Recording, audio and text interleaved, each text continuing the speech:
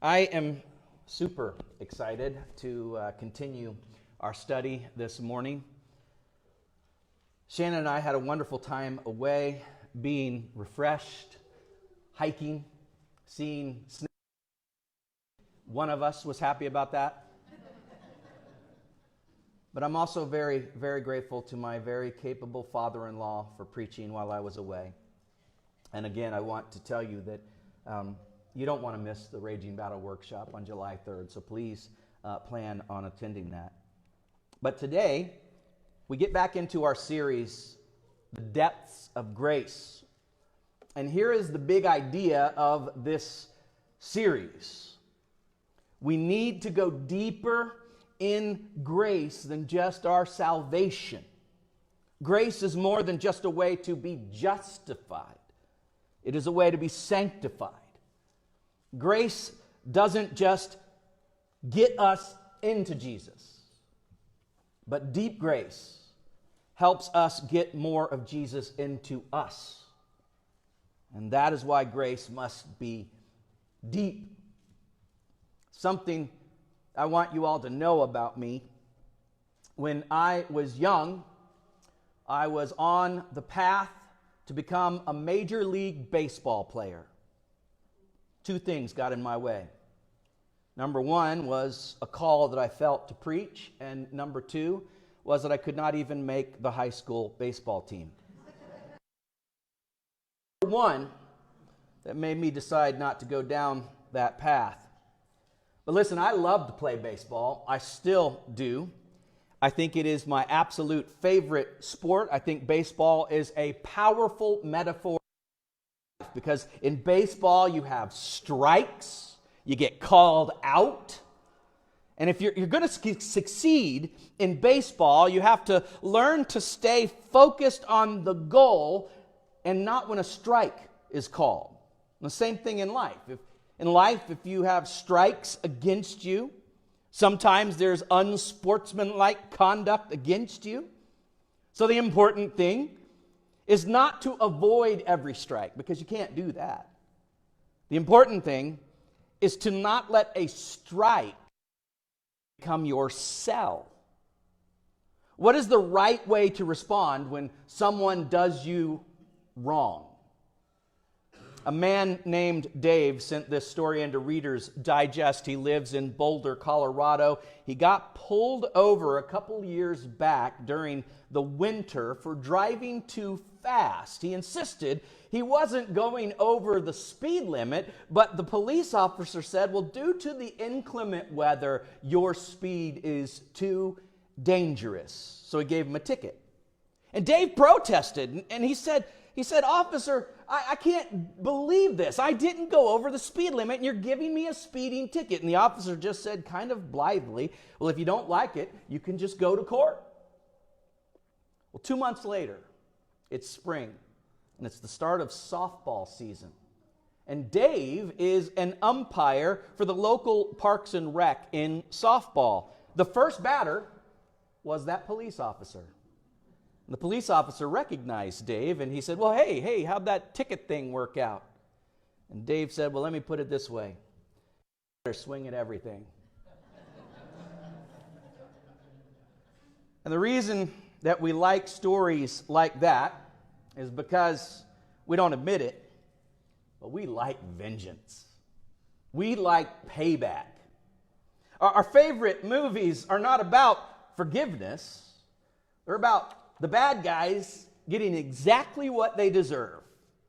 Even if you have to destroy a whole city in the process, you make sure those bad guys get their comeuppance. After all, doesn't the Bible say something about an eye for an eye? But Jesus says if you live eye for an eye, pretty soon the whole world will be blind. Just because something feels good doesn't mean that it does good. And when you respond with anger and resentment and payback, what you reflect is that you only understand a very shallow grace in your life. Because grace is meant to go deeper than your wound. You will have strikes called. You will get fouled. Even if you're a Christian, especially if you are a Christian, Jesus told us that you are going to be wounded. Not just by people that don't believe. You are going to be wounded by other followers of Jesus. That's why when he was teaching his disciples how to pray in this new kingdom that he is creating, he says, be sure you say something like this. And God, you forgive me my debts as I also forgive my debtors. Because somebody owes you, right? Big time. Somebody owes you an explanation. Somebody owes you an apology. Somebody owes you some respect. Somebody owes you the truth. Somebody owes you the faithfulness they pledged that they would give to you. Somebody owes you. The church will always be the fellowship of the fouled. And while we rarely get to choose our wounds, we always get to choose how we will respond to being wounded. We basically have two choices. Josiah Haney very competently read this verse for us at the beginning of our worship service. See to it that no one misses the grace of God, and that no bitter root grows up to cause trouble and defile many. So when you can choose to get bitter, and that will poison you, and it will hurt people around you. Or you can choose to go deeper into the grace of God. And what the Hebrew writer is saying, write this down, grace is better than bitter. Back in December of 2009, a game was released on cell phones, first for the iPhone because it is a superior phone, and then later for all phones. The game was called Angry Birds. Have any of you here ever played Angry Birds? And don't lie, you're in church. Okay. The idea behind the game is this. There are some birds who are very angry. We don't know why, but they are. And they are angry at some pigs who live in structures, and those pigs need to be punished. So with the subtle flick of your finger, the birds are launched into these structures which collapse on top of the pigs, and this is considered victory. So the question, what happens to the birds? Well, they blow up. Next question, why do I want to be an angry bird? If I am destroying myself in order to win, did I really win? You never hold on to a wrong and have life turn out right. That's because your wound became your cell. You may have heard the story of the two monks that were walking in the countryside. They came across a distraught older woman who cannot get across the river. So the first monk says, well, we will carry you across. And they lock arms and they make a seat with their arms. They lift her up and they carry her across the river, keeping her dry. And then she goes happily on her way. But a little ways down the road, the second monk began to complain. My clothes are wet. I'm soaking. A little farther down the road, my feet are muddy. I hate this. Farther down the road, he continued, my back is starting to stiffen up. I can't continue walking like this after carrying that old woman. The first monk says, do you know why I haven't been complaining? Because I put the woman down 3 miles ago, and you're still carrying her. So you have a choice when you get fouled, and you will get fouled. Will you choose to keep the bitterness, or will you go deep with the grace of God? Grace is better than bitter because grace erases false labels.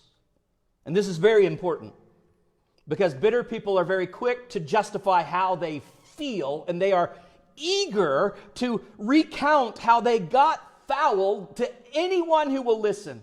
And the problem, and I need you to hear this very carefully, when we refuse to release and we continue to rehearse, we begin to resemble the thing that we hate. We all know people that have let their wound become their identity. You are the person that got abandoned. You're the child who was mistreated. You're the friend who was stabbed in the back. You're the mate who got left. You're the parent who was disrespected. And long after the foul, you are still in a cell because your wound has become your label. And here's the thing, you cannot be free as long as you have a false identity. Some of you recall the name J.C. Dugard. As an 11-year-old girl in 1991, she was kidnapped by a sex offender. And for 18 years, she basically lived as his slave. And you can imagine the unspeakable indignities that she experienced. And then, as a 29-year-old woman, she was rescued. But just because she was rescued does not mean that she was free. We cannot begin to imagine all of the horrible memories that she had to learn to fight through. So 7 years later, she published this book entitled Freedom. And I'll sum up this book with one incredibly powerful line. She wrote these words, "I am so much more than what happened to me." You don't want to be that person that people see you coming and they immediately think of what happened to you. Because you see, when grace goes deep, we find our identity in what Jesus has done for us, not what somebody else did to us. Colossians 3, the first part of verse 12, Paul writes, God has chosen you and made you his holy people. He loves you. And that is who you are. At your most basic core level, you are the beloved. You are the chosen. You are the treasured child of God. That's who you are. Now, when you know who you are, what do you do? Well, look how it continues. Paul continues, so always do these things. Show mercy to others. Be kind, humble, gentle, and patient. Get along with each other. Forgive each other. If someone does wrong to you, forgive that person because the Lord forgave you. You see, grace doesn't change your past. Grace keeps you from being chained to your past. Because grace that is deep will not let your wound become your label. And even more amazing, deep grace won't even let you label the person that fouled you. You're familiar with the actor Mel Gibson. He produced and directed the movie about Jesus, The Passion of the Christ. And some protested that a man with a history of moral problems like him has no business talking about Jesus. You should also be familiar with a man named Robert Downey Jr. He had his own issues with substance abuse and addiction. He spent a lot of time in rehab centers and even in jail. And he kind of became a pariah in the Hollywood community. But he had an amazing comeback. And a couple years ago, there was this black tie affair, and he was given a Lifetime Achievement Award by his peers in the film industry. And to their surprise, he asked Mel Gibson to join him on the stage. Listen to what he said. When I could not get sober, Mel Gibson told me to not give up hope, and he encouraged me to find my faith. I couldn't get hired, so he cast me in the lead of a movie that was actually developed for him. And most importantly, he said, if I accepted responsibility for my wrongdoing and embraced that part of my soul that was ugly, that I would become a man. I did it, and it worked. And all Mel asked in return was that someday I help the next guy in some small way. And it's reasonable to assume that he couldn't have imagined that the next guy would be him, or that someday would be this night. So on this special occasion, I would ask that you join me in forgiving my friend Mel Gibson his trespasses and offer him the same kind of clean slate that you have given to me. That is the powerful thing about grace. It doesn't let you label people. It erases those false labels, and instead it embraces true forgiveness. In fact, I would contend that the clearest signal that you only understand shallow grace, the clearest sign that you are actually resistant to deep grace, is your insistence that you be paid back. Because if your experience with grace is not deep enough that you are willing to give it freely, then you still don't get it.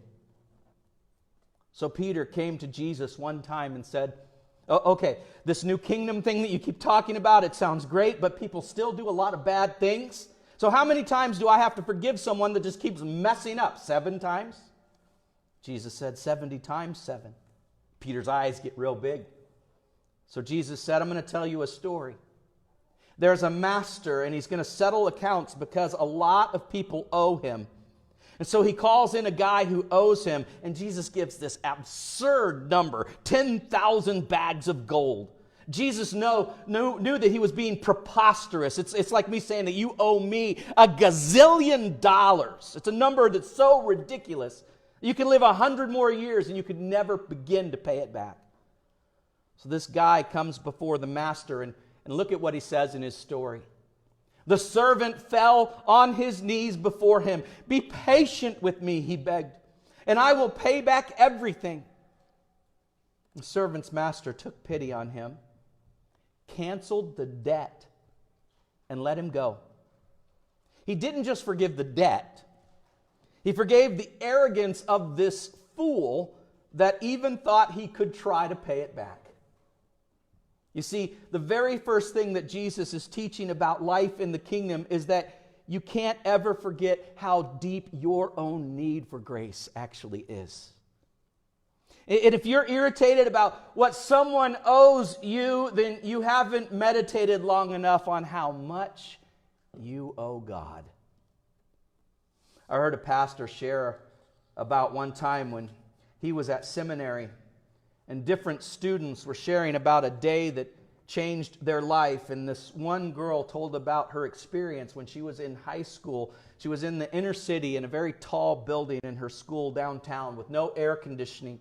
So they had to keep the windows open so they could have cool air that would circulate through the room. But that meant all of the noise from the street would come into the classroom while the teacher was trying to teach. And it would particularly annoy the teacher when an ambulance would go by with all the noise and the sirens. And he would always complain about that. And then she said, one Monday morning he came in and he apologized. And he went on to explain that if an ambulance that past weekend had not arrived in time, that he would have lost his wife and their brand new baby. So he apologized to the class with these words: "I am so sorry that I got so annoyed by the noise that I wasn't thinking about the lives." And the principle is profound. That what is so frustrating you about somebody else is perhaps revealing your lack of understanding of how much you need the very same thing they do. And if you forget your own debt, you will behave disgracefully. So look what happens as Jesus tells this story. "But when the servant found out, he found one of his fellow servants who owed him 100 denarii. And he grabbed him and he began to choke him. And he said, 'Pay back what you owe me.' His fellow servant fell on his knees and begged him, 'Be patient with me and I will pay you back.' But he refused. Instead, he went off and had the man thrown into prison until he could pay back the debt." Now, 100 denarii is not any small thing. I don't want to make light of that. Month's worth of wages. I'm not saying it's small, but compared to what he had been forgiven. And please don't hear Jesus saying you need to forgive so that you will get forgiven. That would be works righteousness. What Jesus is saying is that you need to forgive because you have been forgiven. The God who expects no past from you does expect a certain kind of future. How can you receive a gift so big and think that you are entitled to hoard it like a miser of the very thing you needed so much and received so generously? So the word of the servant's disgrace got back to the master. By the way, it always does. Look at verse 32. Then the master called the servant in. "You wicked servant," he said, "I canceled all that debt of yours because you begged me to. Shouldn't you have had mercy on your fellow servant just as I have you?" You see, the stunning thing in this story is that the master wasn't mad that the servant got in debt. He was mad that the servant didn't treat the debt of others like his debt had been treated. You see, the parable emphasizes the dynamic importance of remembering. Every single week, we take a moment in our service and we remember something. It is the most important thing that we have to remember. Jesus died for me, a debtor. Jesus said, "Do this in remembrance of him." Well, how often should we do it? He really didn't say, but a lot of the early Christians did it every single day because they knew it is imperative. It is the foundation of our faith. It is the source of our ethic. It is the most important thing to not forget how much grace we actually needed and how much grace we actually received. And God expects a change of heart from people that have received a completely change of status. Because nothing that has happened to you should go deeper than what Jesus did for you. And listen, I'm not saying forgiveness is easy. Jesus did not say that. What I am saying is forgiveness is essential. And nowhere is forgiveness more difficult and more of a struggle than the forgiveness that you need to extend to yourself at times. And not remembering how much God's grace can truly cover in your life. I want you to watch and listen to a very powerful story and see this illustrated. So I actually found out I was pregnant pretty soon after I turned 18. I was a freshman in college, and it kind of went a little wild when I was in college. Not because of a bad home life, but because of a great home life. And I had been so well cared for that when I had some freedom, I didn't know how to handle it. And I found out I was pregnant, and I was terrified. I didn't want to let anybody down. I knew I was in college for a reason. It was preordained for me to be there, according to my dad, and that I was going to be a college graduate, and I didn't know how I could possibly do that with a child. I made the very quick, snap decision to have an abortion. I would lay there when I was still pregnant, before I had the abortion, in my bed in college, and I would put my hand on my belly, and I just had this sense of peace, you know, and I didn't really get it then. I didn't realize how much I was doing it until that night of the abortion, when I went back to my dorm room and I automatically put my hand on my belly, and there was nothing. I didn't consciously deal with it for about 25, 30 years. I think looking back, 2020 is, hindsight. Looking back, I had taken a life, and I couldn't value my own life by having done that, even though I wasn't rationalizing that in my head. So I became very reckless. I started taking a lot of dangerous risks. I was very promiscuous. I started drinking more than enough. I was doing other drugs. Luckily, God was looking out for me and never let me really embrace those drugs. And as my friends grew up and didn't have this, they started getting pregnant. They were married and having babies, and I couldn't go. I just absolutely could not step into a baby shower. It was just very uncomfortable. I felt itchy. I felt itchy in my skin when I would go to one. I would make excuses and I would leave. And after a while, I absolutely would just not go. I would not go. So I went through a divorce, and Tim came into my life and kind of gave me direction. And he really wanted to get his kids, because he was also through a divorce, involved in a church. And so it was a way for us to build a family around something. And the more I listened, because I thought, I'll just go. I'll just sit there. I'll be supportive, rah-rah, but I don't have to actually believe. It wasn't a bam, I believe. Mine was a very slow acting. I mean, it was minuscule baby steps for me, really coming to Christ. And I had my baptism, but didn't actually confront my abortion until 2 years later. So my husband started working with a pro-life ministry, and I found myself not wanting to talk to him because it was all abortion this, and I had spent, at that point, 20 years avoiding the A word at all costs. I just wouldn't deal with it. I didn't want to hear about it. He said, you need to deal with this. If this hurts you so much, why haven't you dealt with this? There are organizations out there. Didn't know. I didn't know there were organizations out there that dealt with post-abortive women. I remember getting a flyer, Tim, my husband, bringing home a flyer, and me reading about this, and I was like, yep. And I'm like, wow, I actually have so many of these symptoms or these manifestations. Maybe I do need to do something about this. Maybe I do need to deal, and not just be like, you know what, that's in my past. I'm now a believer in Christ. He has forgiven my sins. And that is all true, 100% true.